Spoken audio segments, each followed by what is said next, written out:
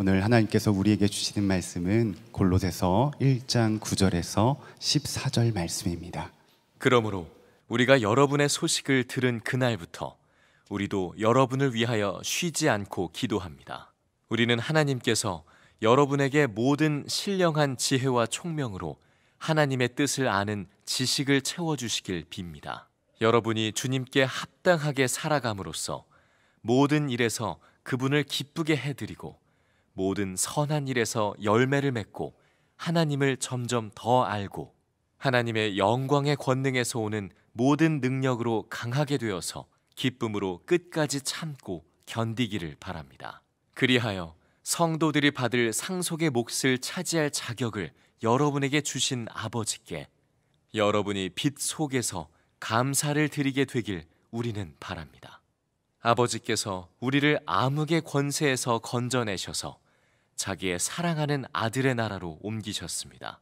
우리는 그 아들 안에서 구속, 곧 죄 사함을 받았습니다. 여러분, 새해에는 예수님과 더 친밀하고 주님과 더 깊이 동행하는 한 해가 되시기를 축복합니다. 우리가 다 예수님을 믿지만 그러나 더 깊이 주님을 알고 동행하는 삶을 살자는 겁니다. 이것이 골로새 교회에 편지를 보내신 사도 바울이 편지를 쓴 목적이기도 합니다. 사도 바울은 골로새 교회에 이단이 역사하고 있다는 사실을 듣고는 그때부터 전심으로 골로새 교회를 위해서 기도를 했다고 했습니다. 9절 말씀해 보면 우리가 여러분의 소식을 들은 그날부터 우리도 여러분을 위하여 쉬지 않고 기도합니다. 대단히 심각하다고 보신 거죠. 아마 골로새 교인들은 사도 바울의 심정을 충분히 이해하기 쉽지 않았을 겁니다. 왜냐하면 그들이 생각하기에 이단도 일리가 있다, 이단이 하는 말도 옳은 말이네, 이렇게 생각하는 수 있었던 때이기 때문에 그렇습니다. 그러나 사도 바울은 그게 얼마나 무서운가를 알고 있었기 때문에 소식을 들은 날부터 골로새 교회를 위해서 전심으로 기도를 했고, 그 기도의 내용은 골로새 교회에 신령한 지혜와 총명함을 주셔서 하나님의 뜻을 분별할 수 있게 해달라고 기도를 했습니다. 여러분, 이것은 우리에게도 매우 필요합니다. 지금도 우리 주변에는 온갖 이단과 또 하나님을 대적하는 사상들이 난무하고 있습니다. 우리에게 신령한 지혜와 총명함이 없다면 우리도 다 흔들리게 됩니다. 우리가 살아가는 세상은 모든 게 가치가 뒤죽박죽이 되어 있습니다. 그건 마귀가 그렇게 한 겁니다. 여러분, 마트에 가서 가격표를 다 바꿔놓았다고 합시다. 그러면 어떤 일이 벌어지겠습니까? 아주 싼 물건을 비싼 돈을 줘야 되고 아주 비싼 물건을 싼 가격에다가 살 수 있는 대혼란이 벌어지게 될 겁니다. 마귀가 지금 이 세상에 해놓은 일이 바로 또 이와 같은 일입니다. 사람들에게 진정한 가치를 알지 못하도록 다 바꿔놓은 바람에 사람들이 정말 중요하지 않은 일에 시간과 그리고 자신의 재물과 능력을 다 쏟아버리고, 그리고 정말 중요한 가치가 뭔지를 깨닫지도 못하고 인생을 허비합니다. 그리고 인생이 끝나는 날 난 바보같이 살았구나, 그제서야 그걸 깨닫게 되는 겁니다. 그러니 여러분, 얼마나 심각합니까? 그냥 눈으로 보는 대로 귀로 듣는 대로 판단하면 안 되는 겁니다. 하나님께서 신령한 지혜와 총명함을 주셔서 정말 하나님의 뜻이 무엇인지 분별할 수 있어야 합니다. 마귀가 우리의 가치관을 뒤집어 놓은 것 중에 가장 마귀가 중점적으로 하는 것이 우리 마음을 혼미하게 해서 복음의 영광을 알지 못하게 만드는 것입니다. 고린도후서 4장 4절에 그 중에 이 세상의 신이 믿지 아니하는 자들의 마음을 혼미하게 하여 그리스도의 영광의 복음의 광채가 비추지 못하게 함이니 그리스도는 하나님의 형상이니라. 지금 예수 그리스도의 복음의 영광은 감추어지지 아니하고 아주 공개되어져 있습니다. 그러나 사람들은 예수 그리스도의 복음에 대해서 듣고도 전혀 관심을 기울이지 않습니다.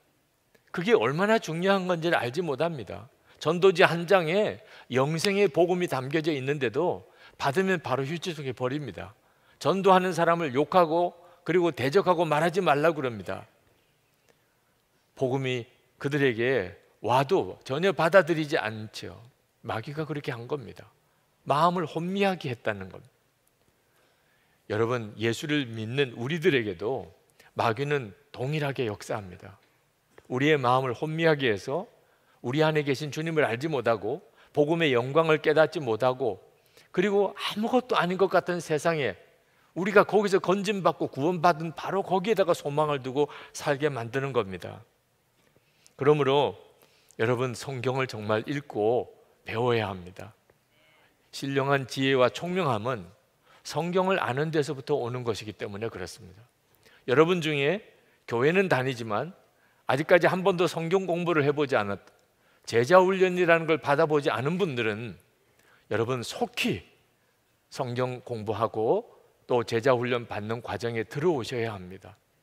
여러분, 이것은 아주 급한 일처럼 여겨지지 않기 때문에 계속 뒤로 미루다가 결국은 가장 후회할 문제로 남게 됩니다.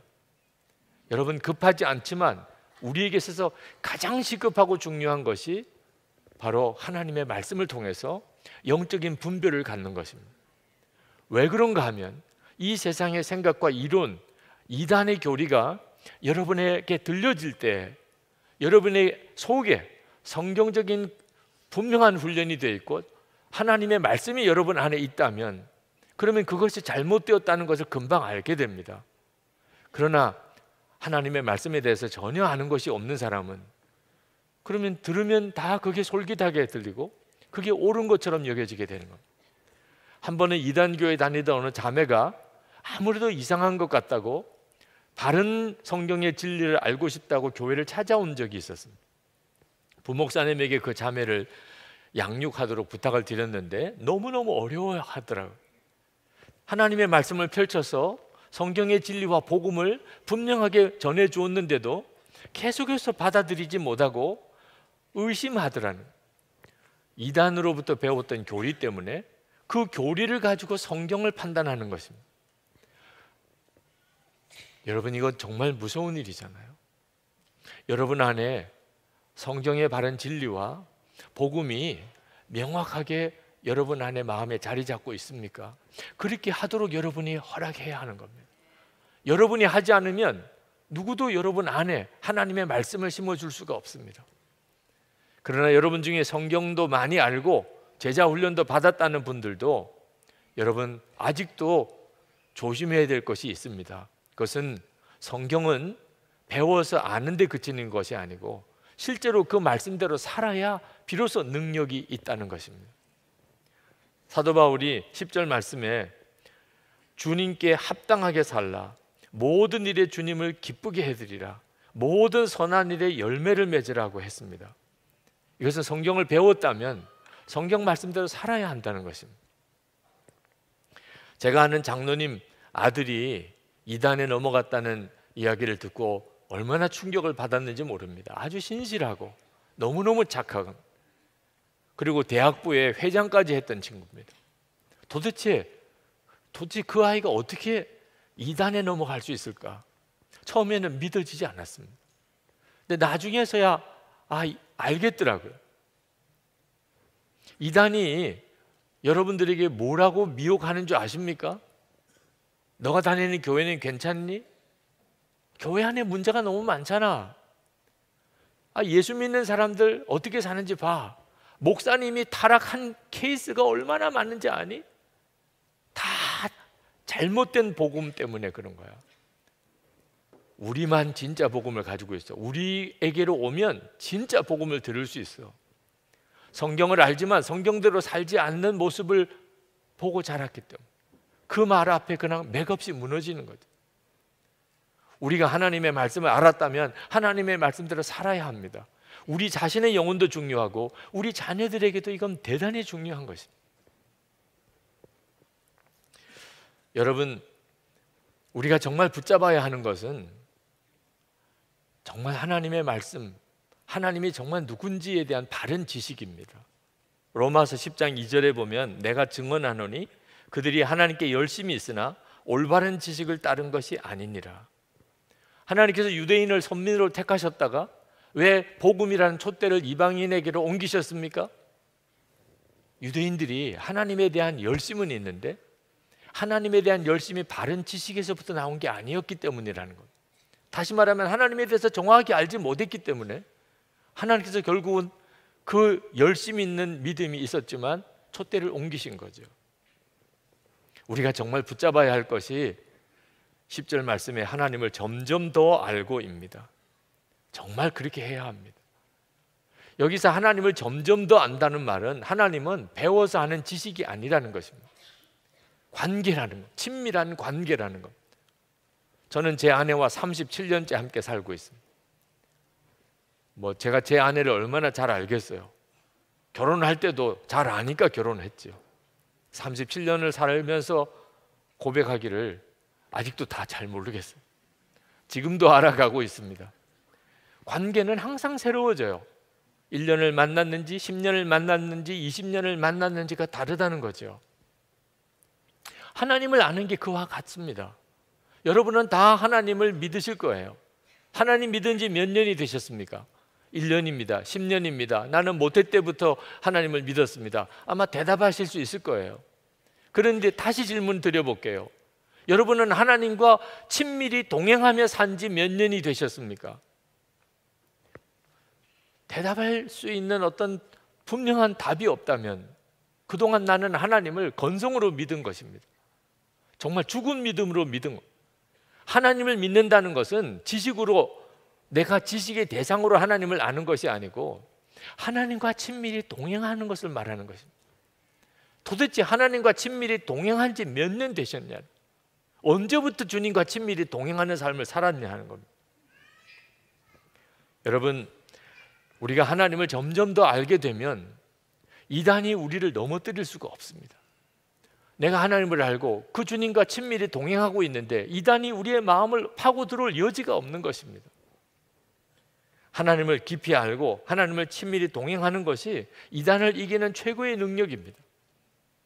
이단의 공격이 무섭습니다. 그저 진리 논쟁 정도가 아닙니다. 직장에서 그저 예수님을 왜 믿어야 되는지, 타 종교에도 구원이 있는지 그런 정도의 논란 정도로 그치는 게 아닙니다. 이단은 아주 무서운 힘을 가지고 성도들을 핍박하고 미혹하고 넘어뜨리려고 합니다. 골로새 교회 당시 이단들은 사람을 죽이기도 하고 재물을 다 빼앗을 수 있는 힘도 가지고 있는 무서운 세력이었습니다. 도대체 그 이단과 싸워서 어떻게 이길 수 있으며 믿음을 지켜낼 수 있겠습니까? 그래서 사도 바울이 11절에 하나님의 영광의 권능에서 오는 모든 능력으로 강하게 되라고 했습니다. 우리가 하나님을 믿을 때 우리가 강하게 되어야 됩니다. 그 도대체 어떤 사람이 강한 것입니까? 하나님의 영광을 아는 사람입니다.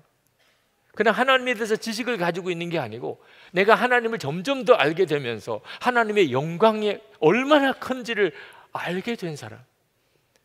하나님을 알고 하나님의 영광을 본 사람은 마귀가 아무리 미혹해도 아무리 공격해도 그를 넘어뜨릴 수가 없습니다.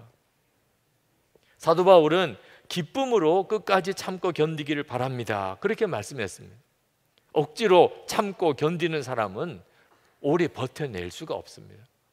어떤 사람이 끝까지 참고 견뎌냅니까? 기쁨으로 할 수 있는 사람.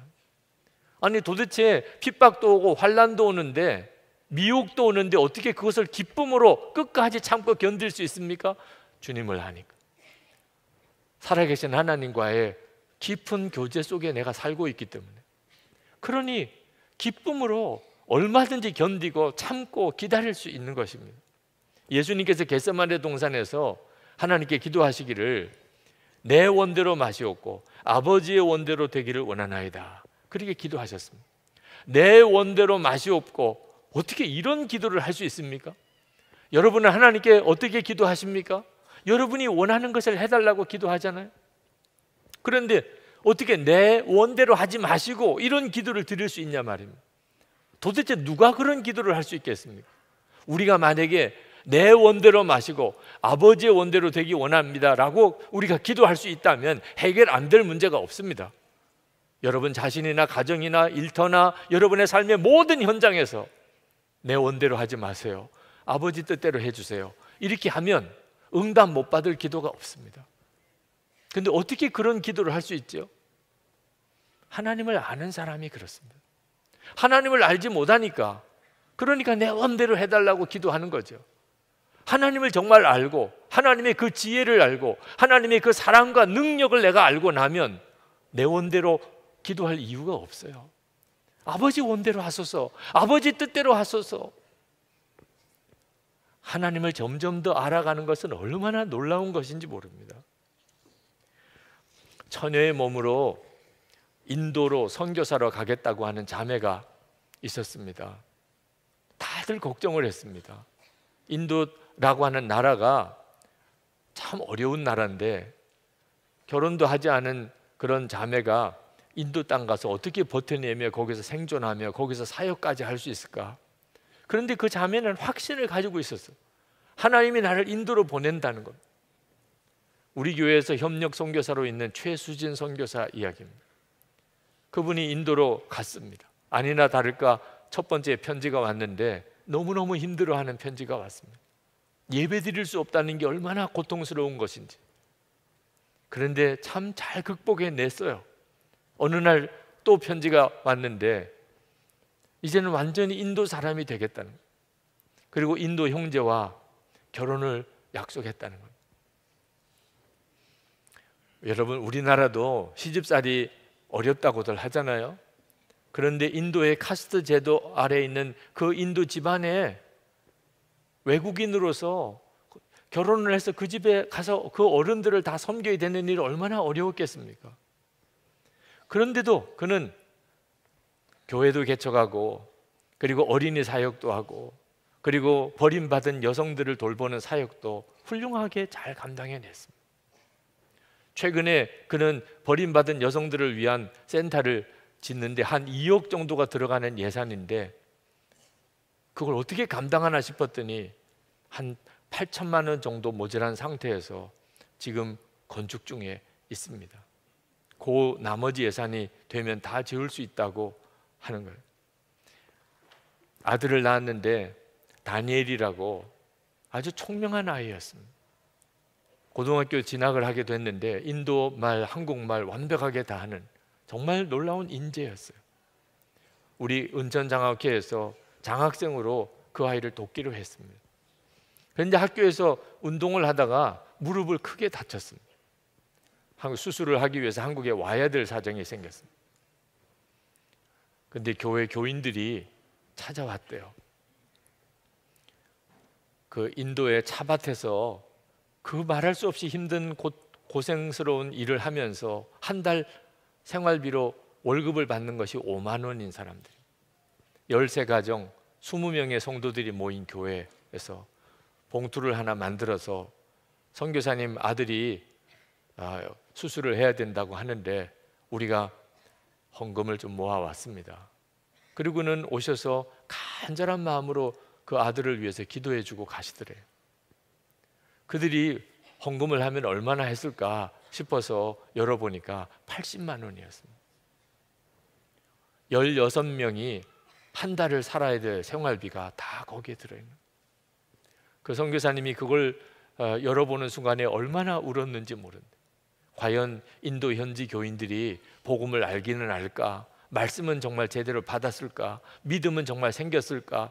그렇게 생각을 했었는데 선교사를 위해서 그들이 그렇게 섬기는 것을 보고 너무 감동도 되고 이제 한 달 동안을 도대체 그분들은 어떻게 사는 건가 하는 것 때문에 너무 막막하기도 했다는 거예요. 제가 그 선교사님의 이야기를 들으면서 저도 눈물이 나더라고요. 도대체 어떻게 이런 헌신이 가능하고 이런 종들이 나오는 거죠? 하나님을 알지 못하면 설명할 길이 없는 것입니다. 여러분 중에 혹시 그 선교사님, 최수진 선교사님 그 버림받은 여성들 센터를 건축하는 일을 위해서 헌금하실 분들이 있으면 함께 하셔도 좋겠습니다. 벌써 몇 년째 그 건축을 해오고 있습니다. 하나님을 알고 나면 고난이 오히려 감사하게 됩니다. 사도 바울이 그렇게 말했습니다. 12절에 그리하여 성도들이 받을 상속의 몫을 차지할 자격을 여러분에게 주신 아버지께 여러분이 빛 속에서 감사를 드리게 되기를 우리는 바랍니다. 고난을 감사하라는 거예요. 도대체 어떻게 고난이 감사하죠? 내가 하나님의 상속자구나, 그 사실이 깨달아지기 때문에. 주님을 위해서, 복음을 위해서 고난을 당했다, 내가 하나님의 자녀구나, 내가 하나님의 상속자구나, 내가 하나님의 나라 백성이구나, 이보다 더 큰 증거가 없는 겁니다. 여러분은 주님을 위해서, 복음을 위해서 고난을 당해본 적이 있습니까? 하나님 앞에 섰을 때 주님을 위해 복음을 위해서 고난당한 일이 없는 사람으로서 어떻게 주님 앞에 설 수 있겠습니까? 주님 앞에 설 때 가장 자랑스러운 거, 가장 기쁜 일이 뭐겠습니까? 주님을 위해서 고난당했던 일인 거예요. 그래서 고난이 감사하다는 것이죠. 13절 말씀에 하나님을 알아갈 때 오는 더 큰 감격이 나옵니다. 아버지께서 우리를 암흑의 권세에서 건져내셔서 자기의 사랑하는 아들의 나라로 옮기셨습니다. 엄청난 말씀을 하고 계십니다. 우리를 암흑의 세력에서 하나님의 나라로 옮기셨다는 거예요. 앞으로 옮기실 게 아니고 이미 옮기셨다는 것입니다. 아니, 우리가 죽고 천국에 간 것도 아닌데, 예수님이 재림에 오셔서 새하늘과 새 땅이 이루어진 것도 아닌데 어떻게 우리를 하나님의 나라로 옮기셨다고 말하는 것입니까? 하나님의 나라는 공간 개념이 아니고 통치 개념이라는 사실을 알면 이 말씀이 이해가 됩니다. 여러분, 주님이 재림에 오셔야 예수님이 왕이신 나라가 이루어지는 게 아닙니다. 우리가 죽고 난 다음에서야 영원히 하나님, 왕이신 하나님과 함께 사는 거 아닙니다. 우리가 나는 죽고 예수로 사는 믿음이 분명하면 이 세상에 사는 동안 예수님은 왕 되셔서 우리를 다스리시게 됩니다. 우리가 바로 이 세상에서 하나님의 나라를 동시에 살게 되는 것입니다. 하나님의 다스리심이 있는, 나는 죽었습니다 이렇게 고백하는 것이 하나님의 나라의 백성으로 사는 놀라운 특징인 것입니다. 그 일이 지금 우리 가운데 이루어졌다는 것입니다. 이 모든 은혜가 어디서부터 나오는 줄 아십니까? 속죄의 은혜입니다. 14절 말씀에 우리는 그 아들 안에서 구속 곧 죄사함을 받았습니다. 너무나 많이 듣던 말씀이죠. 예수 그리스도 하나님의 아들을 통해서 우리가 죄사함을 받았습니다. 근데 너무 많이 들었던 말씀이기 때문에 감동이 없을까 봐 걱정이 됩니다. 이 말씀을 들은 골로새 교회 교인들에게 얼마나 이것이 충격이었는지 여러분 이해하시기 쉽지 않으실 겁니다. 우리가 예수 그리스도 때문에 우리의 모든 죄가 사함을 받았다. 골로새 교인들에게는 정말 세상이 뒤집어지고 하늘문이 열리는 것 같은 놀라운 복음입니다. 우리에게도 똑같습니다. 지금 우리 모두에게도 가장 놀라운 복음, 우리의 삶의 형편이 어떠하든지 상관없이 항상 기쁘고 감사하게 살 수 있는 이유, 모든 은혜의 시작입니다. 우리가 예수 그리스도로 인하여 모든 죄가 사함을 받았다는 것입니다. 어떤 목사님이 저에게 이렇게 말씀하셨습니다. 매일 일기를 쓰면서 주님과 친밀히 동행하는 것은 유기성 목사님이나 하실 수 있는 일입니다. 모든 사람이 다 할 수 있는 게 아닙니다. 제가 그 목사님에게 눈을 쳐다보면서 물었습니다. 목사님과 내가 다른 게 도대체 뭐가 있습니까? 저는 지옥에 갈 수밖에 없는 죄인이었습니다. 그런데 예수님께서 저를 위해서 십자가에 피 흘려 주셨습니다. 그 주님의 흘리신 피 때문에 제가 사함을 받았습니다. 그리고 주님과 동행하는 삶을 살게 됐습니다. 목사님은 다릅니까? 저만 그렇습니까? 제가 알고 있는 한 가지, 나는 지옥 갈 수밖에 없는 죄인이었다. 그런데도 하나님이 나를 사랑하셨다. 십자가에서 피 흘려 죽기까지 해주셨다. 목사님을 위해서는 그렇게 안 하셨습니까? 그 사실이 정말 믿어지는 순간부터 지금도 주님은 나와 함께 계시고 나를 사랑하시고 내가 주님과 동행할 수 있다고 그게 믿어졌어요. 또 그렇게 되기를 사모하는 마음이 생겼습니다. 이것이 어째서 유기성 목사는 되고 다른 사람은 안 된다고 말하는 것입니다. 여러분, 십자가를 바라보세요. 십자가를 바라보면 무엇이 보입니까? 지옥이 보이죠. 지옥. 아니, 예수님께서 왜 십자가에 달려 죽으셔야 됐습니까? 만약에 지옥이 없다면, 그냥 천국밖에 없다면 예수님이 굳이 십자가에 죽으실 이유가 뭡니까? 우리를 지옥 가지 않게 하려고. 우리가 지옥 가지 않을 수 있는 길이 오직 그 죄값을 주님이 대신 흘리셔야 되는, 피 흘리셔서 속죄하셔야 되는 것 때문에, 그거 외에는 길이 없으니까 주님이 십자가에 죽으신 거죠.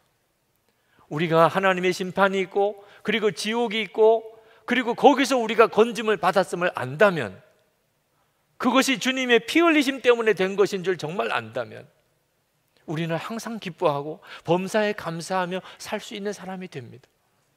지옥도 모르고 심판도 믿지 않으니까 속죄가 뭐가 중요한지 모르는 거예요.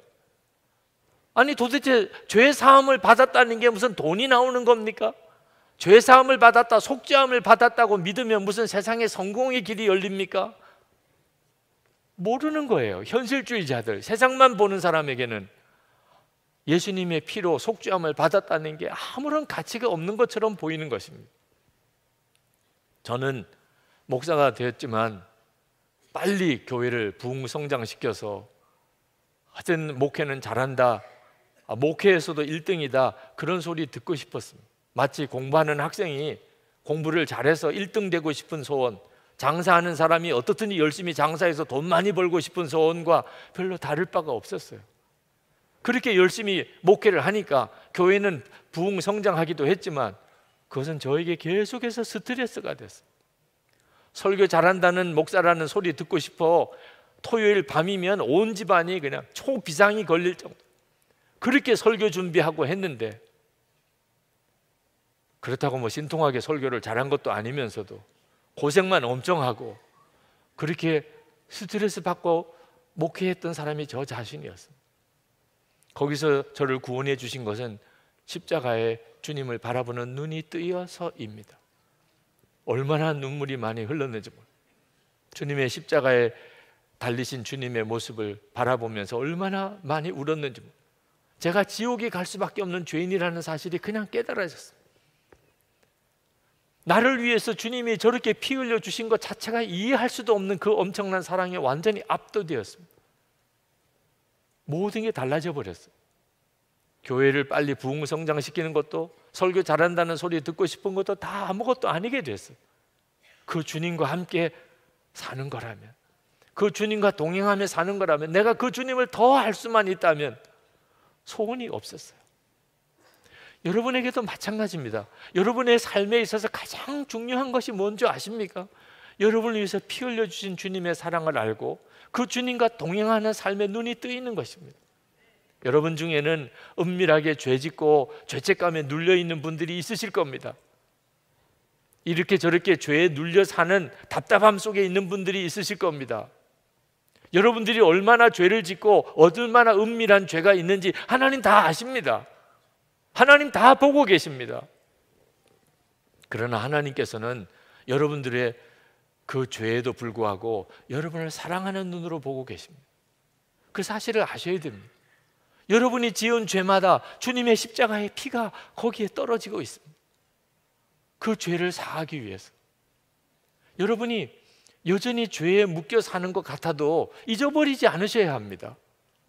주님은 다 알고 계시고 다 보고 계시고, 그리고 내가 지은 죄마다 주님의 피가 흐른다는 것, 여러분이 그것만 분명하게 알고 있으면 충분합니다. 그러면 주님이 여러분들을 다 뒤바꿔 놓으십니다. 더 이상 죄 짓고 싶지 않은 마음 주시는 분도 주님이십니다.